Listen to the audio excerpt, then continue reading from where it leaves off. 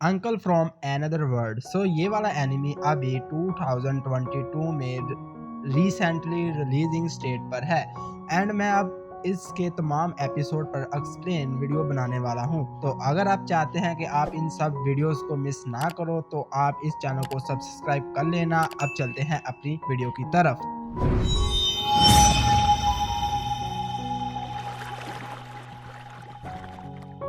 Starting पर ही हमें एक टाउन दिखाया जाता है और इसके बाद एनिमी का टाइटल। फिर हम एक लड़के को देख सकते हैं जो कि सड़क के किनारे पर खड़ा हुआ होता है और फिर वो जब सड़क पार करने लगता है ना तो एकदम से इसके पास एक ट्रक बड़ी ही स्पीड के साथ गुजरता है और एक सेकंड के लिए तो ऐसा लगता है कि ये ट्रक इस लड़के को हिट कर देगा, लेकिन ऐसा कुछ भी नहीं होता और वो लड़का एक हॉस्पिटल में आ जाता है। और इधर ही हमें पता चलता है कि इस हॉस्पिटल में वो लड़का अपने अंकल से मिलने आया हुआ है जो कि अभी अभी होश में आया है 17 साल कोमा में रहने के बाद। और इसके अंकल की कोमा में जाने की वजह ट्रक एक्सीडेंट था and now his uncle come back to his senses. अब अपने अंकल के इतने सालों के बाद होश में आने की वजह से ये इसको जब मिलने के लिए आता है ना तो वो अपने अंकल से बात करने की कोशिश करता है, लेकिन जो इसका अंकल होता है ना वो कोई वियर्ड सी लैंग्वेज यूज कर रहा होता है जो कि इस लड़के को बिल्कुल भी समझ नहीं आ रही होती। और वो लड़का सोचता है कि शायद मेरा अंकल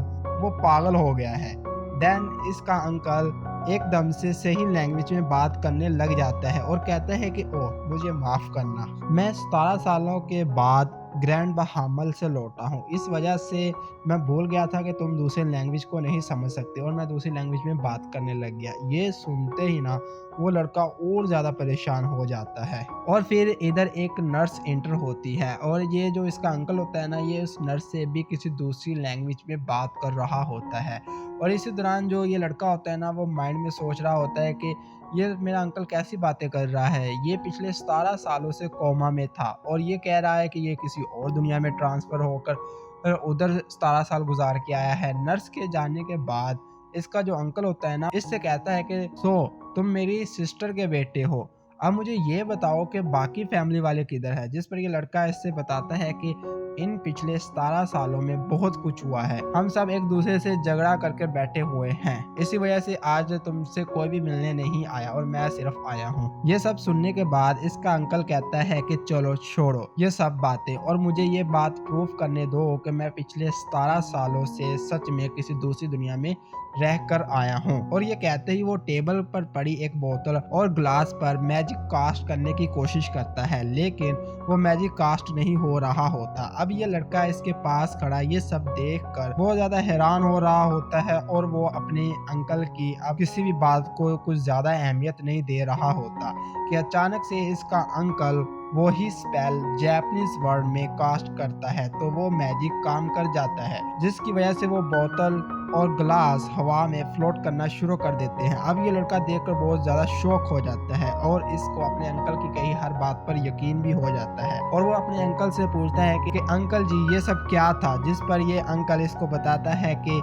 ये मैजिक था जो कि मैंने यूज़ किया। अब इसका अंकल इसको और भी बहुत से छोटे छोटे मैजिक्स दिखाता है जिनमें से फायर और मेमोरी रेजर मैजिक शामिल है। नेक्स्ट इधर से ये अंकल इसी लड़के के साथ हॉस्पिटल से निकलता है और इसी लड़के के साथ रहना शुरू कर देता है। इसी लड़के ने अपने अंकल की एक दो वीडियो यूट्यूब पर भी अपलोड की थी जिसमें ये अंकल कुछ मैजिक परफॉर्म कर रहे होते हैं, प्लस इन्हीं वीडियो से इन्होंने 60,000 यान तक कमा लिए थे। नेक्स्ट सीन में ये दोनों अब खाना खाने का इंतजाम कर रहे होते हैं कि ये लड़का इससे पूछता है कि बताएं आपने इन 17 सालों में क्या क्या किया और कितने दोस्त बनाए, जिस पर इसका अंकल इसको बताता है कि वो 17 सालों तक सोलो ही रहा और सोलो फाइट करता था। देन ये अंकल इस लड़के से कहता है कि इस दुनिया में मैन बहुत ज्यादा हैंडसम है और वुमेन वो भी बहुत ज़्यादा ब्यूटीफुल है और इसका मतलब कि मैं बहुत ज़्यादा अगली लग रहा हूँ। ये सब मुझे उस वक़्त की याद दिला रहे हैं जब मैं दूसरे वर्ल्ड में टेलीपोर्ट हुआ था।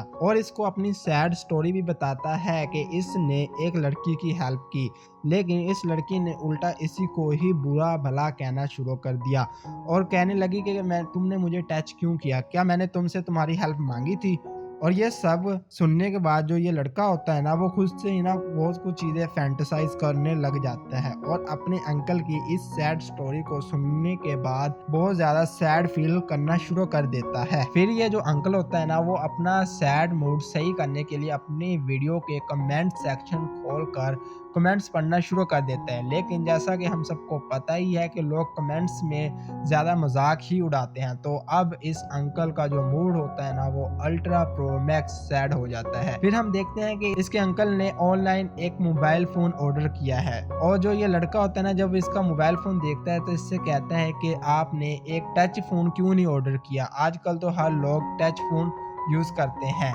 जिस पर यह अंकल इससे कहता है कि बस मैं हमेशा से एक बटनों वाला फ़ोन लेना चाहता था, ये मेरा ड्रीम था और ये बटनों वाला फ़ोन बहुत ज़्यादा कूल भी लगता है। नेक्स्ट मोमेंट हम देखते हैं कि इसका अंकल अपनी मैजिक्स पावर्स यूज़ करके इस लड़के को अपनी कुछ मेमोरीज दिखा रहा होता है और इन्हीं मेमोरीज में हमें वो लड़की भी दिखाई जाती है जिसकी इस अंकल ने हेल्प की थी। काफ़ी टाइम गुजरने के बाद अभी तक इसी अंकल जी का जो सेल फोन होता है ना वो डिलीवर नहीं हुआ होता, तो ये अंकल बहुत ज़्यादा जल्दबाजी में आ जाते हैं और इस फ़ोन को खुद ही लेने चले जाते हैं। और सच में यार जब ये अंकल फ्लाई करते हैं ना तो इनके फ्लाई करने की स्पीड बहुत ज़्यादा थी और वो ठीक 5 मिनट के बाद अपना फ़ोन खुद ही जाकर ले आते हैं। अब इस लड़के को इस बात का अंदाज़ा हो गया था कि इसके अंकल को अपनी पावर्स लोगों से छुपा कर रखनी चाहिए, तो वो अंकल से पहले सब कुछ बारी बारी सब कुछ पूछ लेता है और फिर खुद ही